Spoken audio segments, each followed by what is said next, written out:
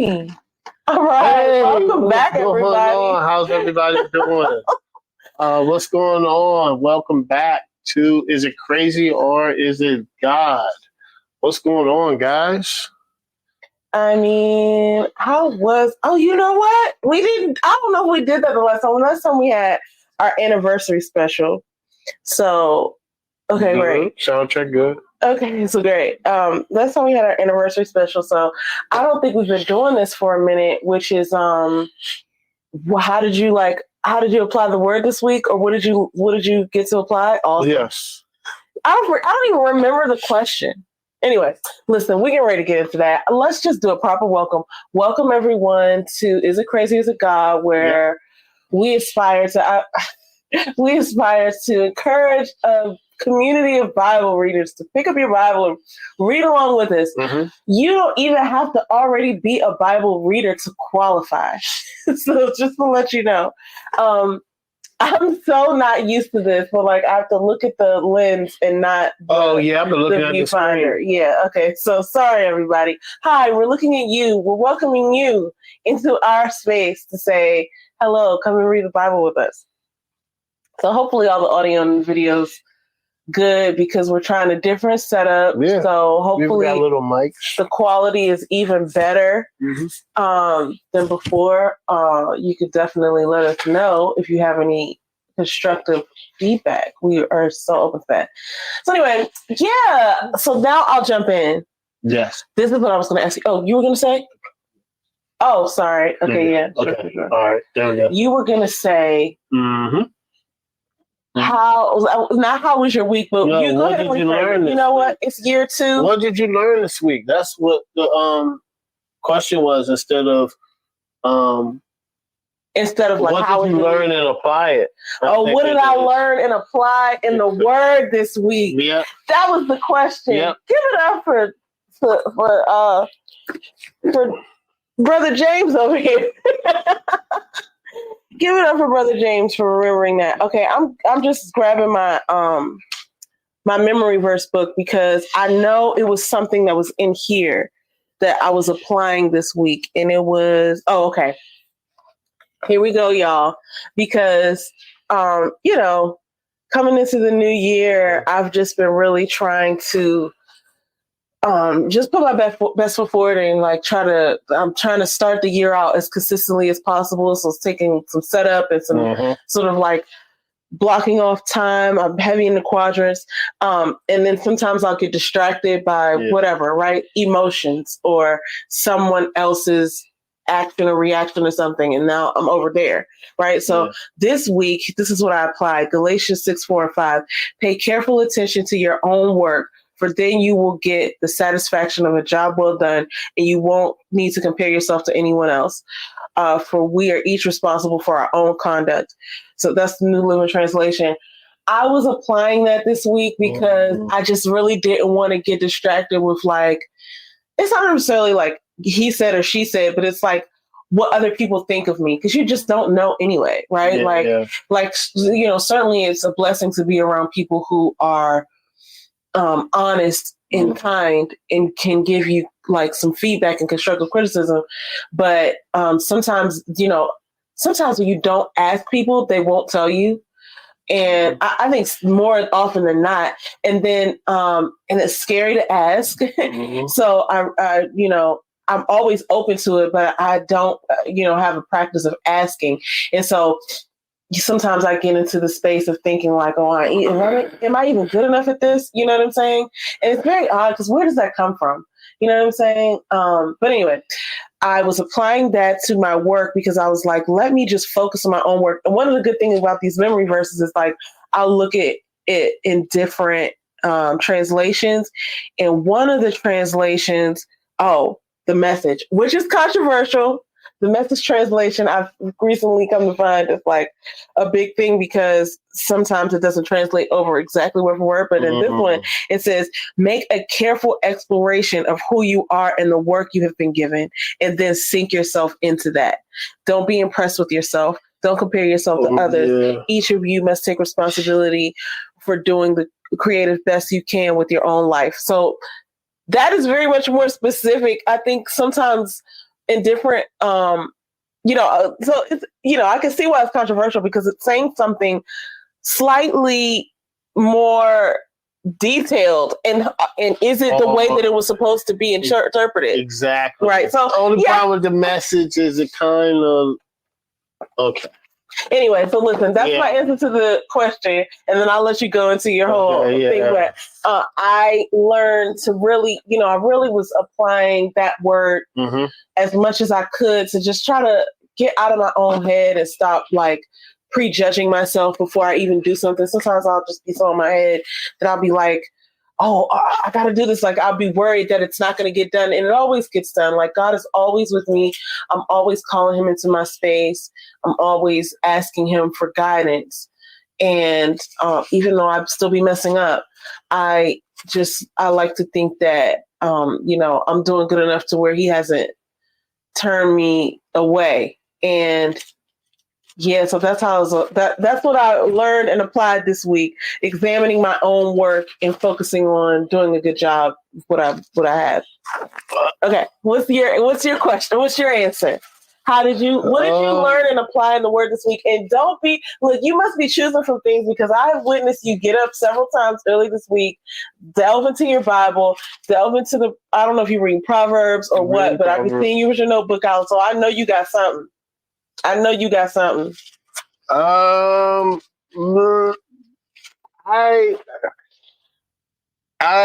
know. It's so much. Well, look at what you did this week. I did. Look at what you did this week and how much you had to like go against the norm and have discipline. Does that, I could just tell you from observation that I saw you, be dependable and have integrity. But how would you think? What have you gotten from the word that you feel like? Okay, guys. So I read Proverbs, and this week I actually wanted to commit to the word more, and I have been doing that. So every morning I get up and I read Proverbs, and then we also read together. Yeah, we read our readings together. I did a lot of soaking in of God's word. I could do more. I believe in. So I'll read something last week. We'll do this one that I have applied because this week has just been a little bit uncomfortable for me because I have been going. Let's say my job is been a little bit different, and I was getting pushed into a level of uncomfortability because I was asked to do so many things, but then still have to balance my life at home, being a good husband and a steward for God. And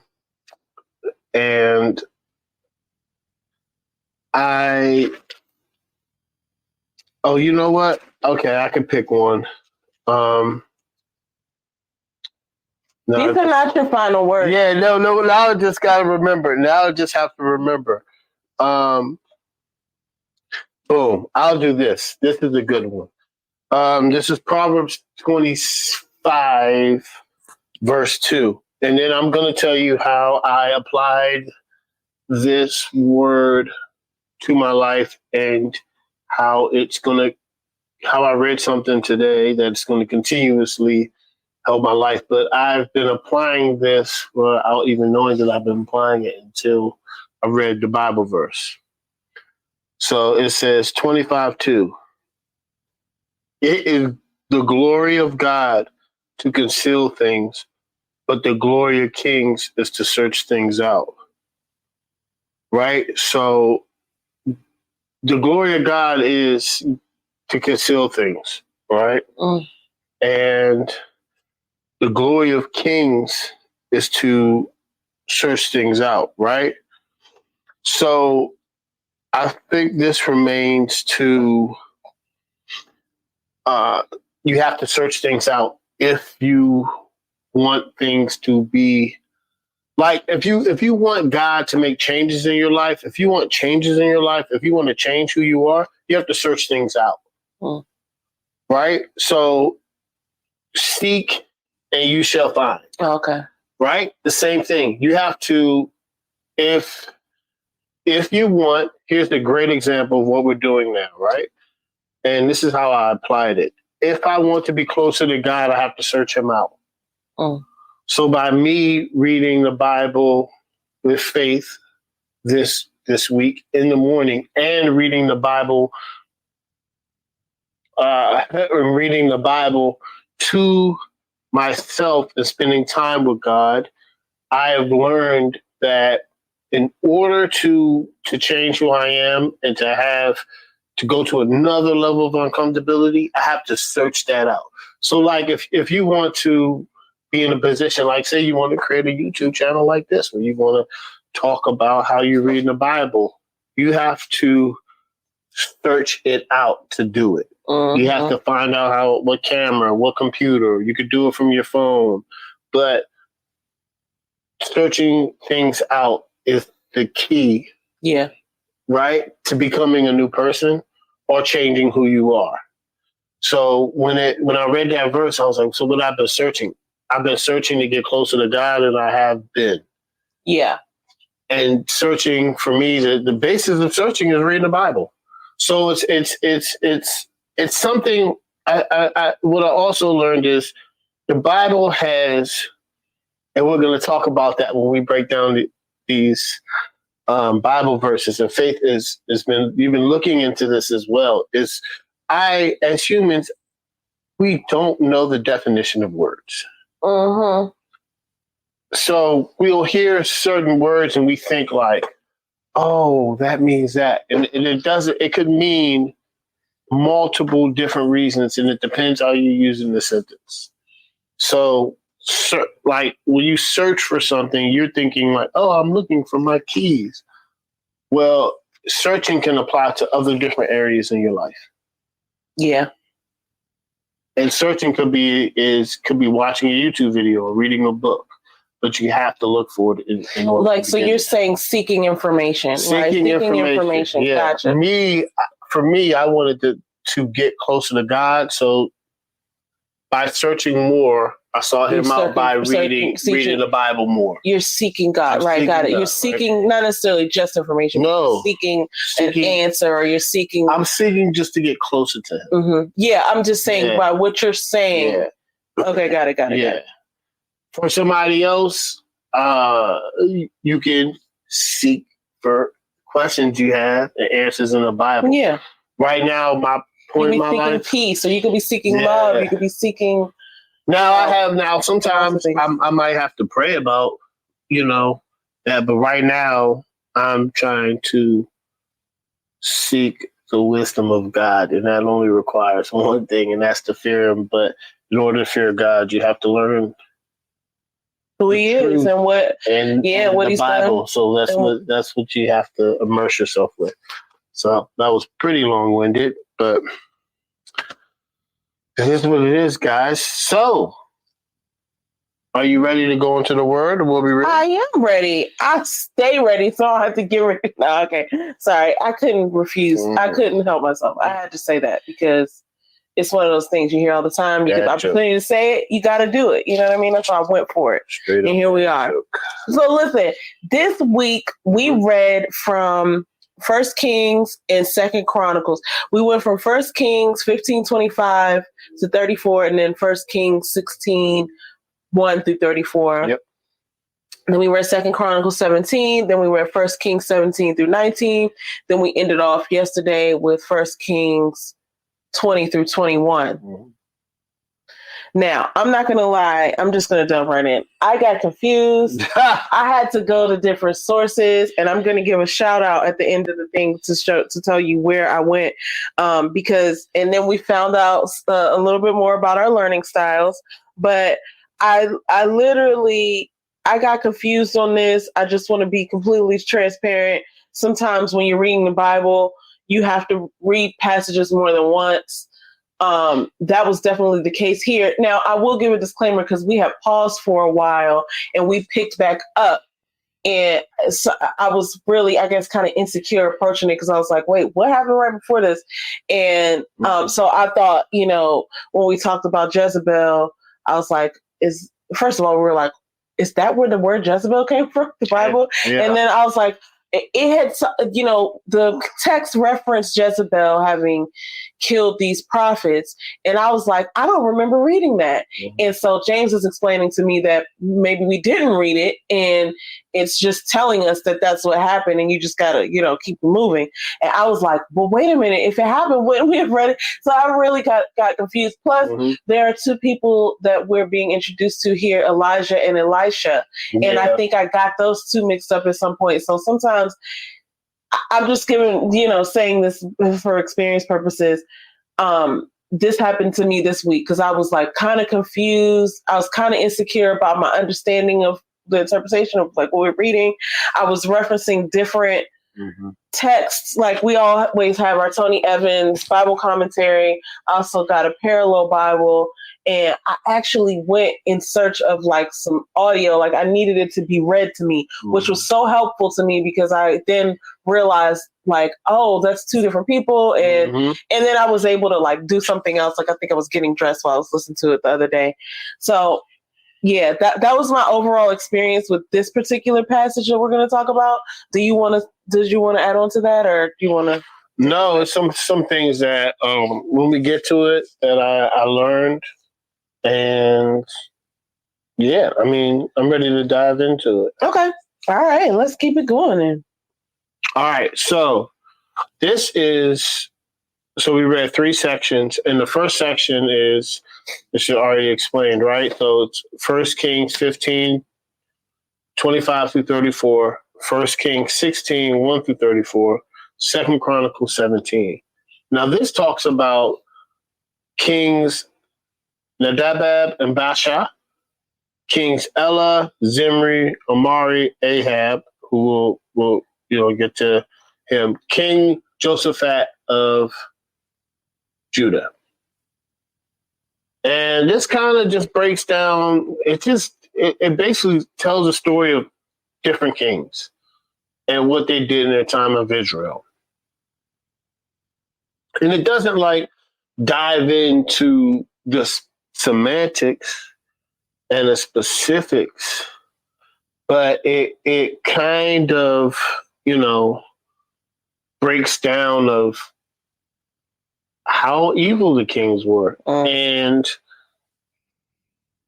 where it got to a point where it was talking about every king was trying to do evil to outdo the evil of the other king. They're trying to, which I don't think they were trying. Yeah, I was going to say that. I don't think they were trying, but it's happenstance. So let's say they weren't trying. All the kings, it's just that they did more evil acts than the previous king. And I think that just became like a culture. Yeah, I wanted to say that. Can I chime in here? Yeah. I feel like, they say the same thing, I guess, about money these days, but it's like it'll reveal who you are. I feel like leadership certainly is parallel to that. It's like you could be a particular type of person when you don't have authority over things or you don't have control over things. But then when you come into leadership and you have resources and you have people like even human capital or money or power over like a jurisdiction or a particular branch or division of something.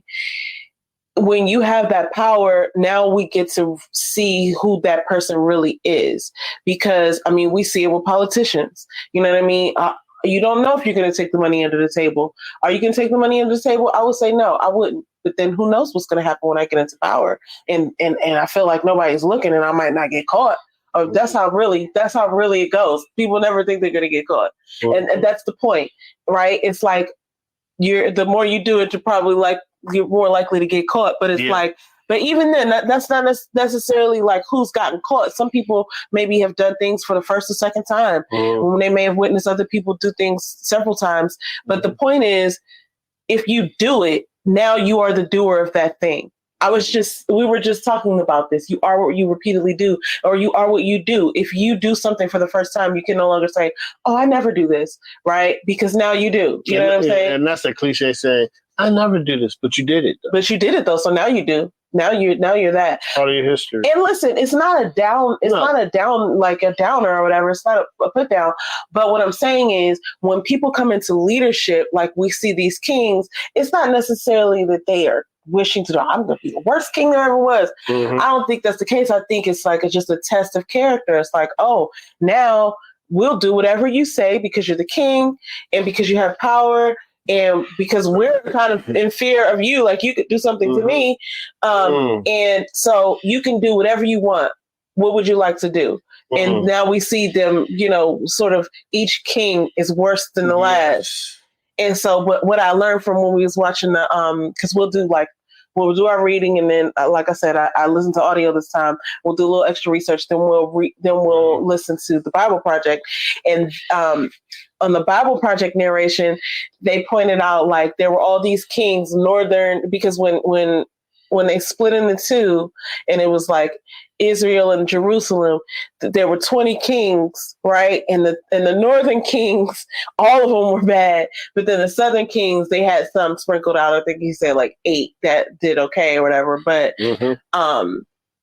yeah, I think it's a testament of character when you get power. That's all. And not just because you're king doesn't mean you're a good leader. Yeah. Speak on it. And it's funny. So once again, when you're searching for something, you're going to be able to seek it out. So we're reading the Bible about this.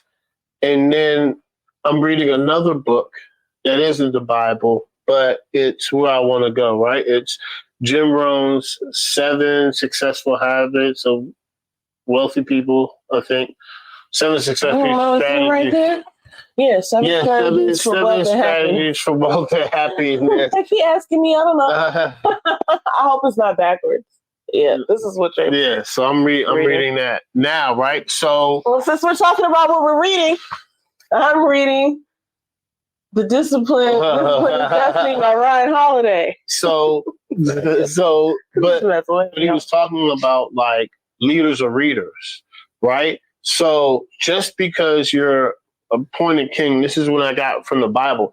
Just because you're appointed king doesn't necessarily makes you a good person or a good leader. You're just put in that position because you have a position of authority. It doesn't mean that you're following God's will. It doesn't mean that you're righteous. It doesn't mean that you're honest. It doesn't mean that you give to the poor. It's just granted to you. Yeah, you pointed out there's a difference between authority and leadership. Yep.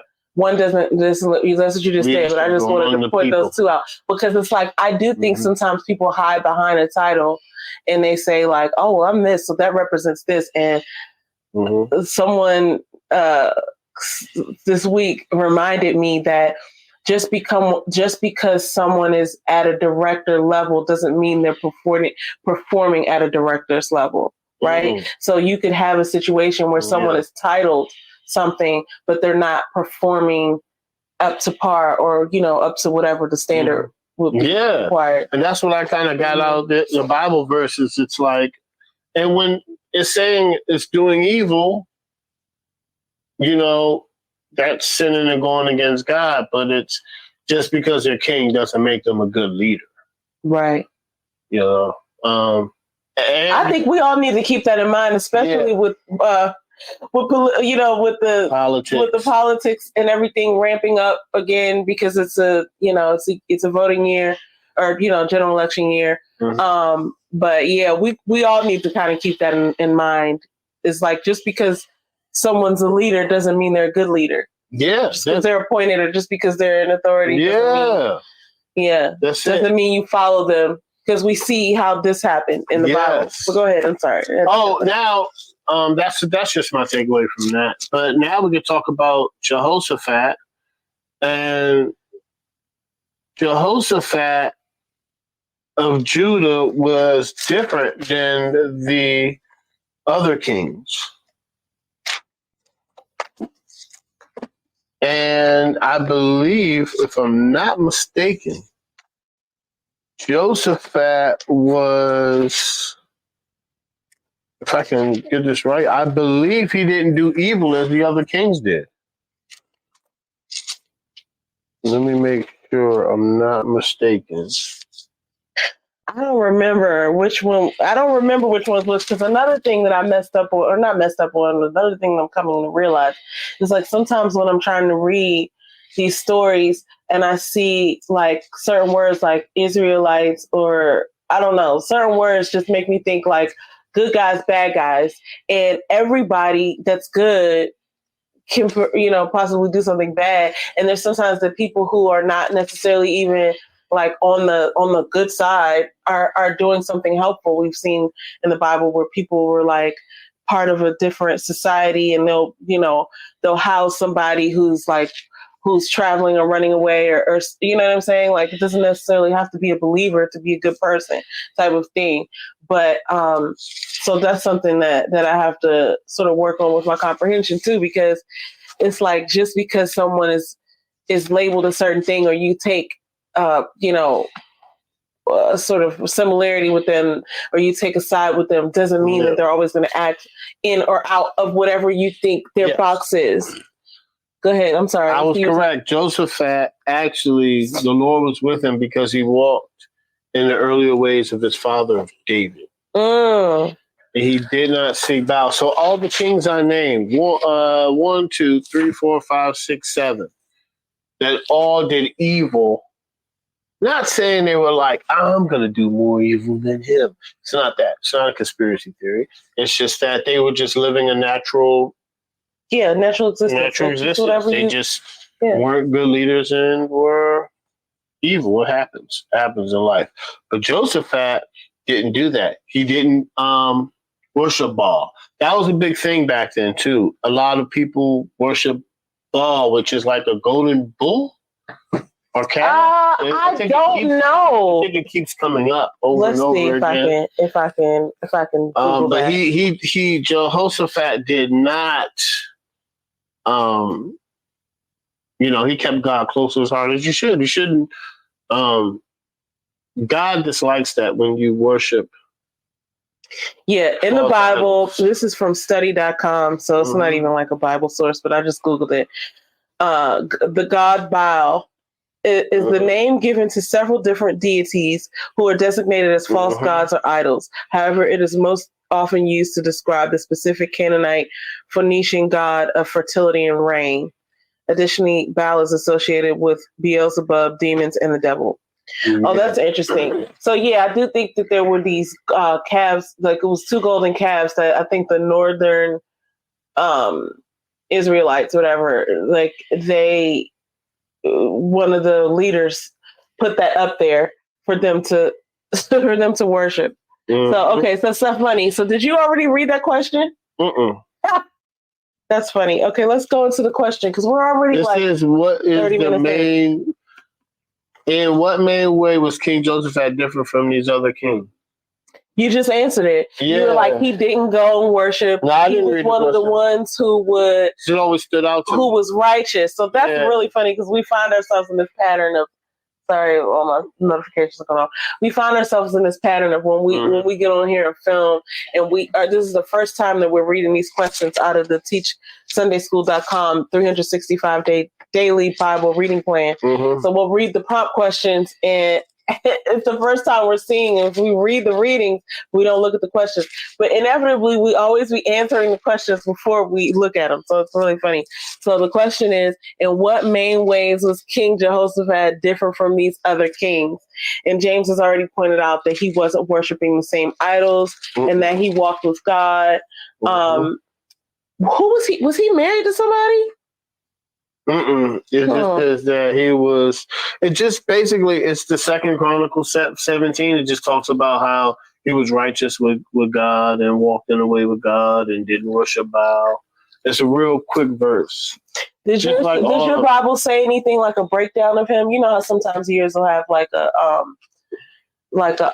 breakdown of Jehoshaphat. Because I don't really know. Like, I guess those are the main ways, though. So that's really the answer to the question, to be honest. Nah, I don't think so. So I think that's really what it is. He didn't, and how hard it can be to go against the grain when everybody's doing something. I noticed that for myself.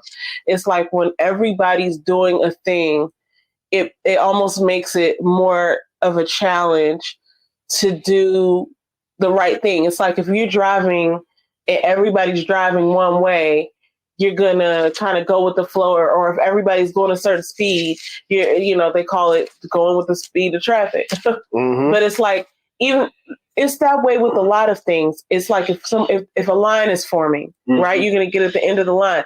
A lot of times you don't even look to see who's, whether the line is moving, who's at the beginning of the line, if you're in the right line.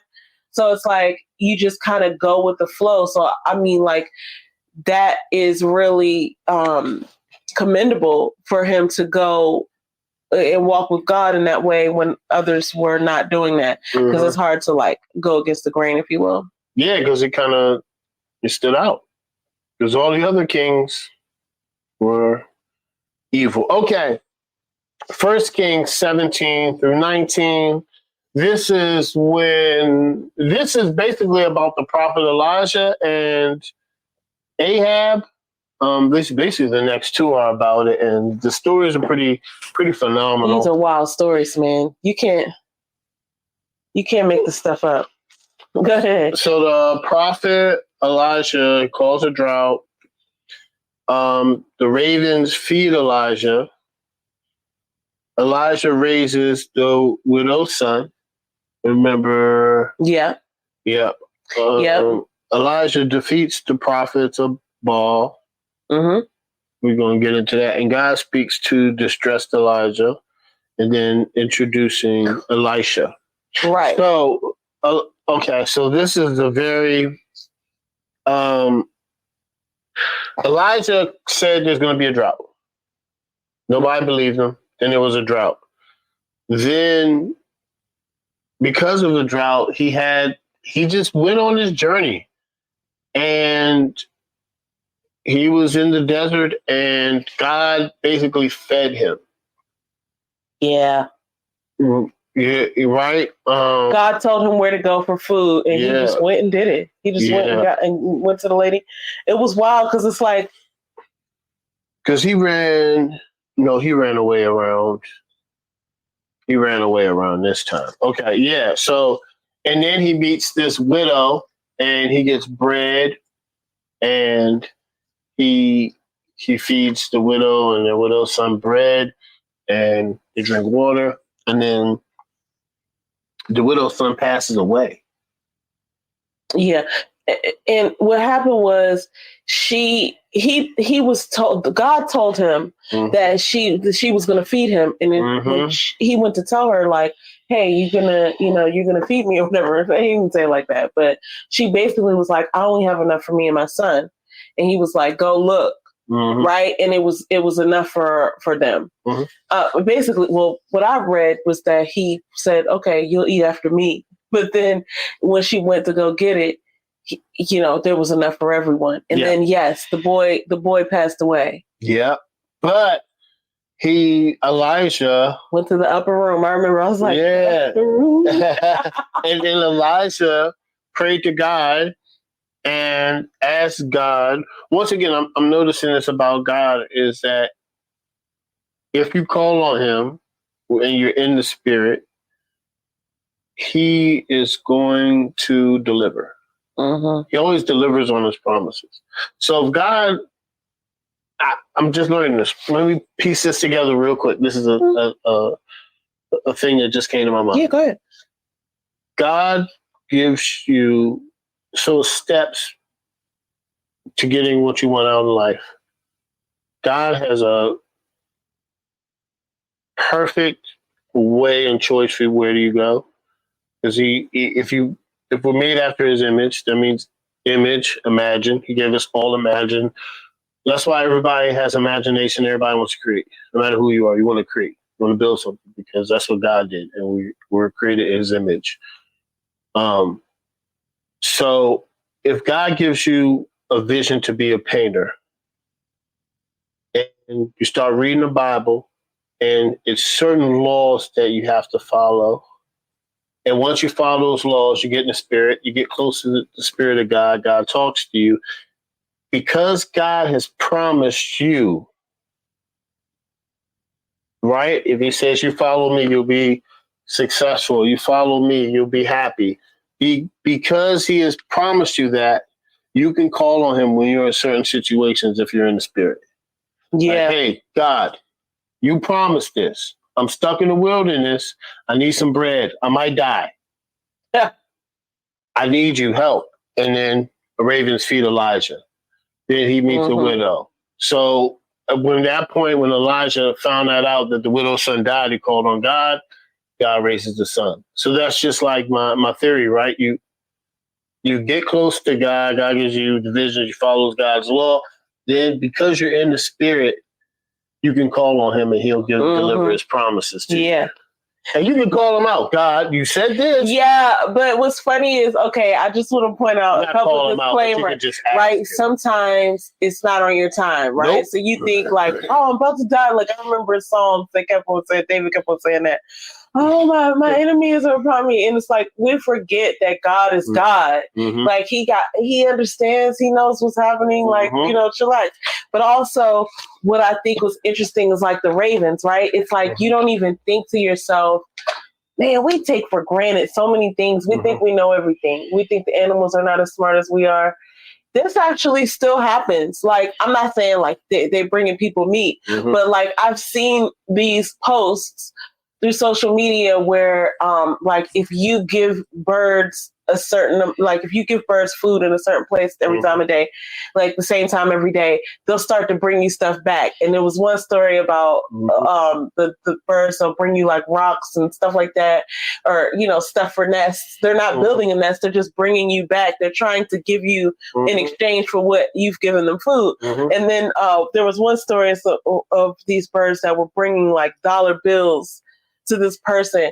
And it's so interesting because, we just think like, oh, we're humans and they're animals and they couldn't possibly, you know what I mean? We don't know. We don't know how God has dominion over them. Even the way that we interact with people as people. It's like, when you stay connected in the spirit and God speaks to you, you might be in a vicinity where He sends you to go help somebody. Right? Like you don't know what somebody's going through. You just listen to God. So it's like, hey, God just told me to bless this person with this, or God just told me to give so-and-so my old shoes, or God just told me to, buy this person a meal. God just told me to pull over and just make sure this person's okay. Right? Like you don't know how He's using you in His, things, but that's so interesting that you said that about the ravens. Sorry, I just had to chime in. Yeah. All right, and now we get to an interesting part. So Elijah now, he raised his son. Now he's like, okay. He gets back and he finds out that, the king, Ahab, wife, who's vicious. Jezebel, vicious, she's something else, man. Jezebel killed prophets, and Elijah was like, wait, time out. That's not going to fly. And he has this competition with Ahab's priest. I guess we call him priest, who Elijah went against. Oh yeah, I guess you could call them priests. They were worshipers. Let's say the king's advisors. Yeah, they were worshipers of Baal. And Elijah challenged him. He said, my God is a living God. My God is the God of Israel. My God is the God of Abraham. My God is the God of Isaac. He's a living God. Your God, Baal, is not living. Let's see who can create fire. So they both got stones and they tried over and over again and they couldn't do it. Tried over and over again. Couldn't do it. The king's advisors like, bah, oh, keep coming. And Elijah's laughing at him like, your God's not living. Where is he at? It's been a day. There's no fire. Watch this. So then Elijah told people to, he dug up a trench, put water in it, follow God's instructions.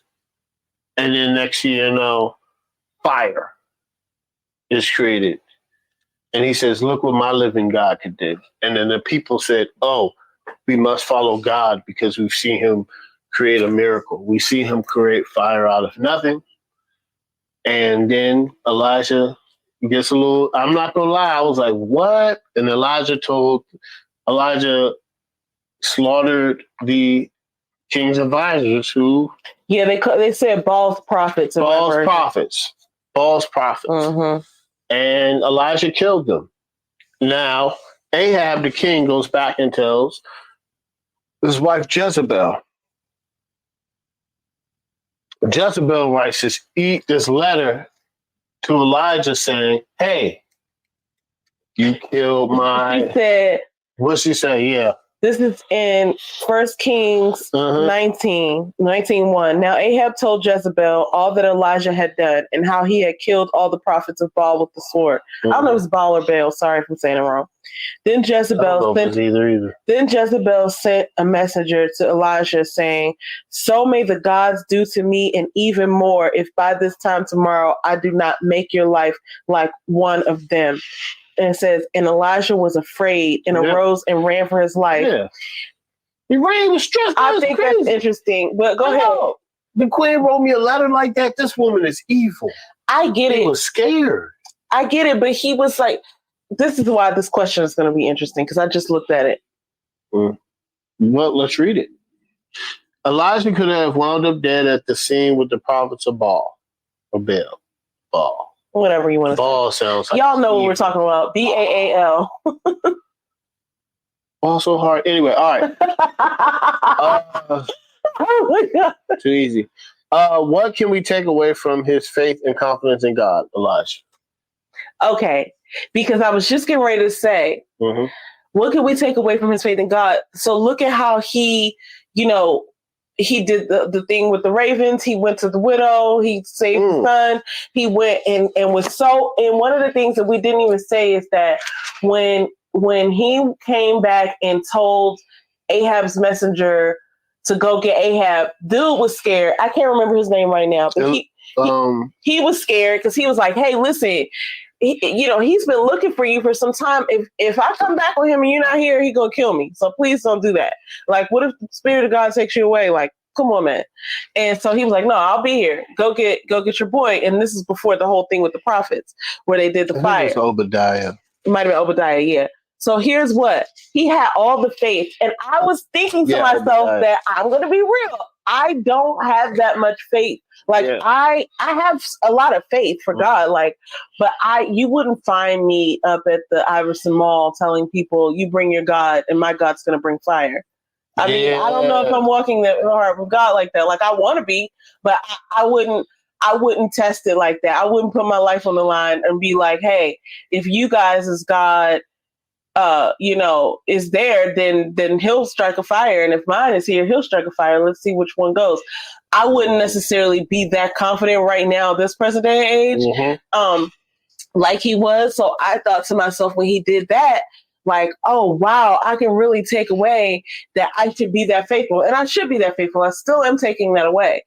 But it is also interesting to me that after he did that and after he witnessed with his own eyes, because then, even though he knew God was with him, it has to be shocking, right? Just like with Moses, when he did the thing with the staff and it fell into a snake, and then the Red Sea parted and all that. It's like these have to be such amazing feats that you have to at least still be shocked. Even if you are a believer, I would think probably Jesus wasn't shocked, but all the other people who perform miracles had to still be a little bit taken aback, like, wow, you know what I mean? Yeah. So when the fire thing happened, you would think you would be like, oh, I know God's going to show up for me, right? But then to turn around and have Jezebel come and say some mean words, and then he's scared, and not even just mean words. She was actually killing people, so there's that.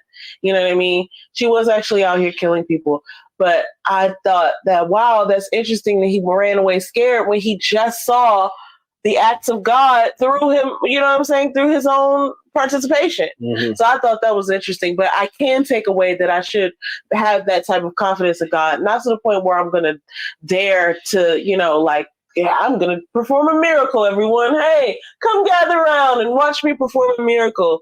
You know what I'm saying? I don't know that I have that kind of confidence. Now, I do call God when I need him, and he has performed miracles in my own life, or what I would consider to be miracles.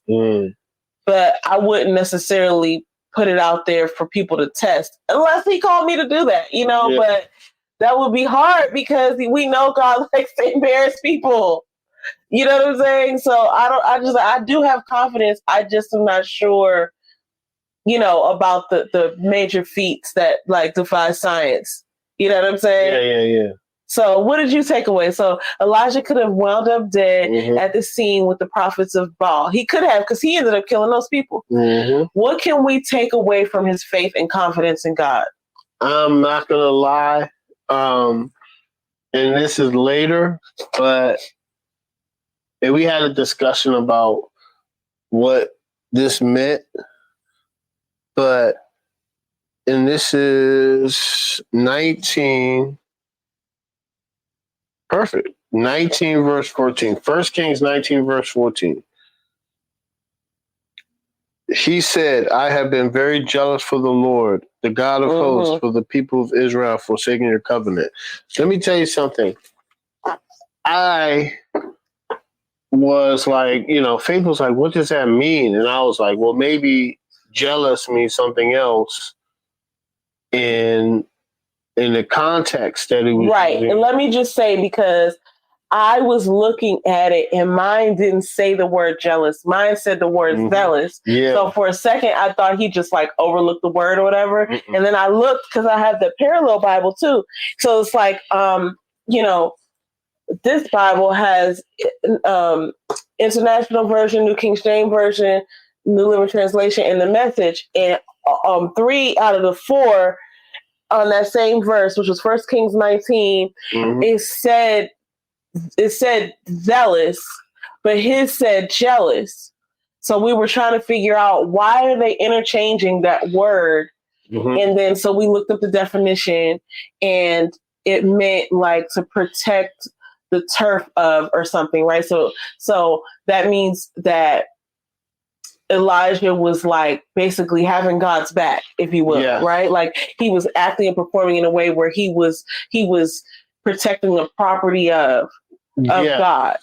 So so that's your takeaway, the jealous thing. Yeah, because it's like, so the definition is feeling or showing suspicion of someone's unfaithfulness in a relationship, fiercely protective or vigilant of one's rights or possessions.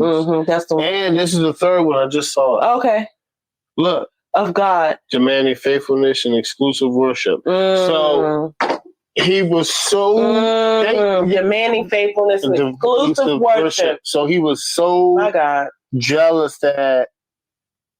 And listen, we thought it was. I'm not gonna lie. I just saw that. I skipped. I don't know how I missed out on that. Maybe it wasn't there, or maybe this is it crazy, or is it God? Yeah, I think it was God. So demanding faithfulness and exclusive worship, that stands out. We didn't see that. No, I didn't see that either. I didn't see it. I think that's really interesting. We just looked at this the other day. Yeah, and I did not see that. And I looked at it right along with you. Yeah. So I did not see that. We only saw that other one. We only saw fierce protective and vigilant. But now seeing the last one, which is of God demanding faithfulness and exclusive worship. Exclusive worship. Which means Elijah that's all he's about. That's what since I've read, that's all.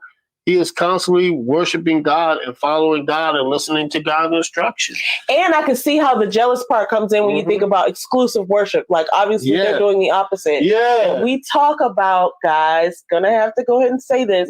We talk about what it looks like to worship idols present day. And worship meaning giving your attention to and I think, it's not like exclusive, like it's not like you can serve two masters, but I think I think we could kind of see where the line is between participation and worship. Yeah. And we talk about these phones and how they have a sort of a power over us sometimes.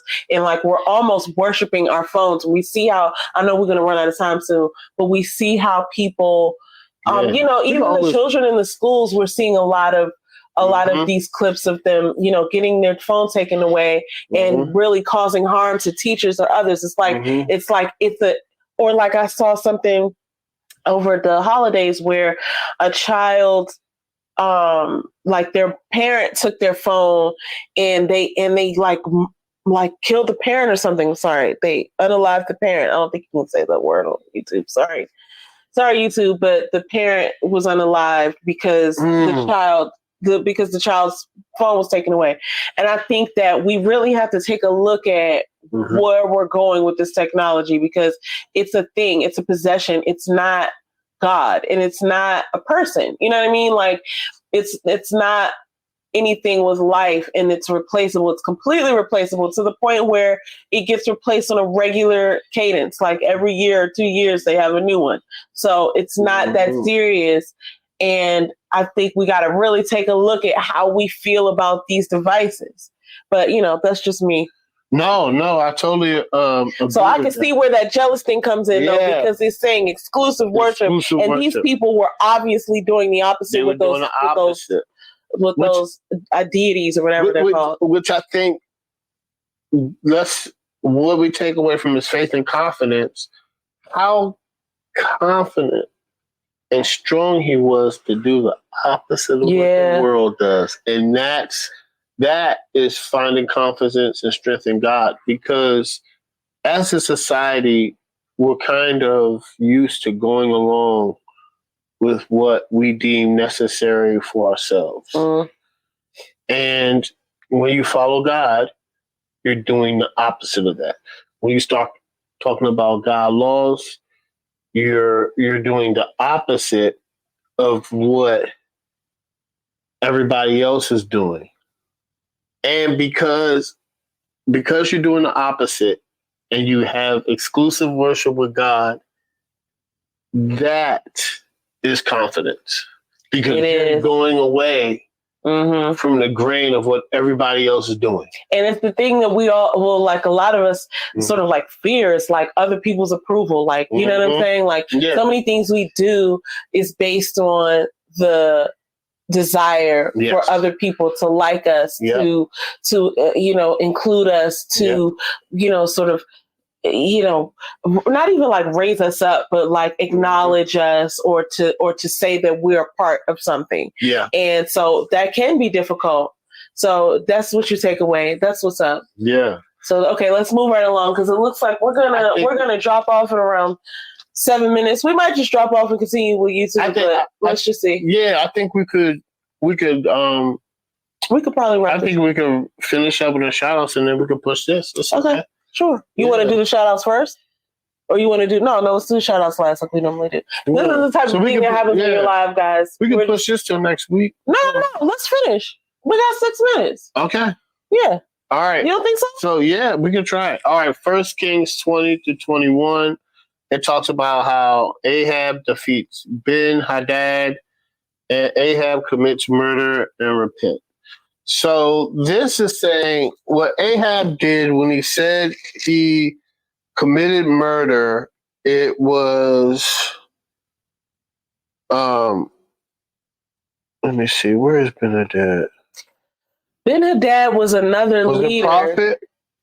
He was another leader. Ahab was, so you're thinking king about of Syria. Ben-Hadad was the king of Syria. And they went against him, but okay, that's what it is. Yeah. This is where I was saying I was getting confused about the good guys versus the bad guys. Because in my mind, Ahab defeated Ben-Hadad with God's, so God must have been with him. That's where I got confused, because I was like, okay, cool. And then Ahab came back and did something completely gross and disgusting, him and his wife. And I realized he's a bad guy. Yeah. But it's like, that's what you have to really, take those lenses off of, like, good guy, bad guy. This isn't a Disney movie or whatever, right? This is like a or a Marvel film or whatever. This is like the Bible. So everybody sins, everybody, and even the sun shines on the other side, sometimes. So like I was thinking, oh, Ahab defeats Ben-Hadad. So that means Ben-Hadad is bad and Ahab is good. And that's not what it happened. Right. So Ahab was able to defeat Ben-Hadad, and Ben-Hadad's army was larger. And I remember it was because like they were drunk, like Ben-Hadad's army, they were drunk. Yep, I remember. And they were like, oh, we're gonna, so they sent word to Ahab, and I hope I don't mess this up, but I'm pretty sure I got it. They sent word to Ahab or the Syrians or wherever they were, Sumerians. I don't know. Syrian. Okay, sorry. I may have messed that up, but you got to read. This is why you got to read it for yourself. And this is in 1 Kings 20 and 21, where Ben-Hadad's army was basically drunk, and they were saying that they were going to take over Ahab. Ahab basically was like, don't count your win before you get it. You know what I'm saying? Because there was like this thing where he was going to take his wives and all this stuff. And anyway, you got to read it to know the whole story.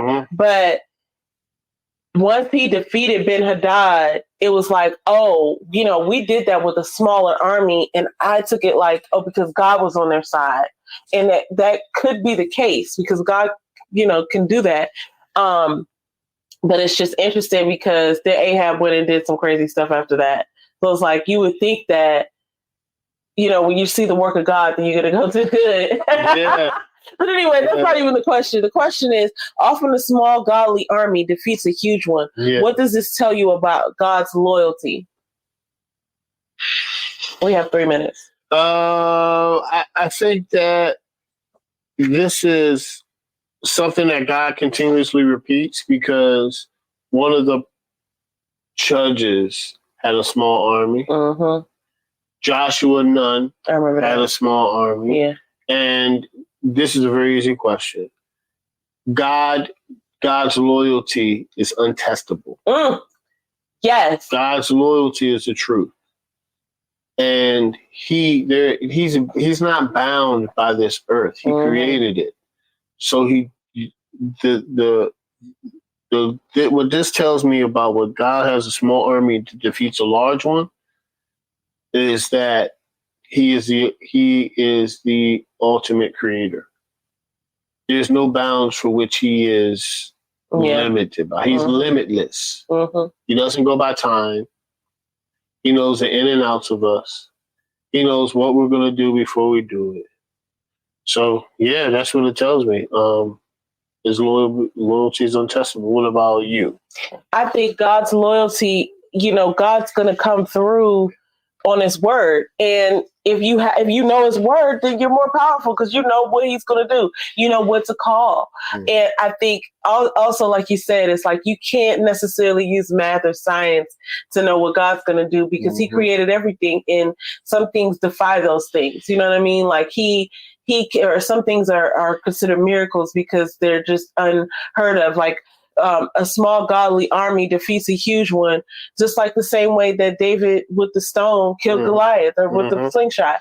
So it's like you don't know what God can do. You thinking, that's the same thing that we talk about with money. It's like we created money. God didn't create money. So like he'll provide for you. You might think, oh, I need this big thing and God, this is impossible. But it's like you don't even know what God has access to. You can't even imagine it. Yeah. So that's what it means to me. God's loyalty has a lot to do with, but see, the loyalty piece, it's like do you know who God is? Do you know what his word says? You can't even really call him that necessarily if you're not in relationship or if you can't call and remember, you know what I'm saying, what he promised. So that's one of the reasons why we're trying to read entirely through the Bible. And we just welcome you to join us. If we get cut off on Instagram, then I'm so sorry, but I just want to say, come and join us. You can find our link in the bio to our YouTube page. We'll go ahead and do our shout outs after this. I think we're going to go over time, but Is It Crazy or Is It God? You can search us IICIIG on all the platforms, or you can spell it out, Is It Crazy or Is It God? And we'll come up. On YouTube, you can just put YouTube youtube.com/ and then put the @ symbol, IICIIG 316. That's how you can find us on YouTube. And obviously you can click the link in the bio. But anyway, we're going to go ahead and wrap it on up because we're right at an hour. We got it done. So do you want to give any shout outs this week? Yeah, I want to give a shout out to Homecoming. Well, first of all, my apologies. I want to give a shout out to DC City Life Sisters. And yes, I'm a unicorn. That is my wife's channel. She definitely is going to go into more explanation of that, but it's not PG-13. It's basically you go there. You're going to get some motivation, some uplifting, and what's going on in today's culture. And then you also have Yes, I'm a Unicorn, where she basically breaks down God's wording and her planning tactics and her planning systems for you to operate better in life, to succeed of what you want to do. And shout out to Fourth Quarter. It's a sports show for the fans, by the fans. You can tune in. We talk about different topics of sports right now. AFC Championship game. We're going to be talking about that. We're live every Tuesday on YouTube. Link will also be in the bio. Then you have Homecoming, the HBCU podcast, where we talk about it's for our passions of home HBCUs, and there are things that are going on at HBCUs that don't get enough press and enough talked about it. So we just talk about our experiences, stories, and how HBCUs are being innovative and they're moving forward. And that's it. Those are my two shout outs. Excellent. Well, thank you for shouting out DCity Life Sisters. So that's one of my other projects. And I'll make sure I update the description box with all these links. But you could also find us over at Instagram, or if you found us at YouTube, you should be able to see our link tree somewhere on our page. But it's just to link you to all of our other things that we have going on. So definitely shout out to DC Life Sisters. I do have to give a shout out this week too, because I just found this channel on YouTube and it's been so helpful. It's actually, I didn't even realize it's the same app that I use to read the different things. It's called, it's the same icon. I don't know if it's the same people, but it's if you go to YouTube, you go to @Holy. Probably it. If you go to @Holy Bible Channel, so HOLYBIBLECHANNEL. It's just basically spelled @Holy Bible Channel. That's really been helpful to me. I've just realized I found it like 2 days ago, and I was just trying to understand more. And what they do is they narrate parts of the Bible. I don't know if they have the whole Bible up there, but they seem to have a lot of books up there. And you can pretty much Google and search other, other folks who do it, or other channels that do that. But I thought that was it was really helpful. And the other shout out that I'll give goes to whoever made this. Who is this from? The Zondervan? I think I held this up earlier, but I'm just going to hold it up again. I got this from Amazon. And guys, I know I'm a little weird with my Bibles, but I don't know what it is. It's just like, it's so fun to look at different kinds. This one in particular, they have they have at least one other version I saw where it's not these translations. It's different translation. One of them was Amplified. One of them was regular King James. And it's basically page by page. It gives you all of the Bible, but in four different version. So I find that to be very helpful to have it just all side by side. So if I don't understand one of them, I can go to the other. And those are my shouts out this week. I'm so grateful that we're coming back to you again, and we're getting back in pocket with our schedule of reading and coming to you. And like I said, we are striving to encourage a community of Bible readers, meaning people who will read the Bible with us. You don't have to read right along with us, but we are, right on track. And we're reading out of this Bible reading plan, but obviously it's the teachsundayschool.com 365 daily Bible reading plan, but we're reading it for understanding, so we're not doing it in a year in 365 days. So far it's been 2 years and we're almost halfway through, but we've taken some breaks. But listen, come along with us for the ride. Even just listen along. Even if you're not reading, maybe you'll pick it up later. But this is just the first time we're reading the Bible all the way through. So we definitely would love for you to come and comment and participate. And, we just have a lot of fun. We're learning a lot. So come and join us. I think that's all. We'll leave you with our slogan that we like to say. Don't take our word for it. Go to the source. Read your Bible. All right. Thanks, y'all. Be blessed.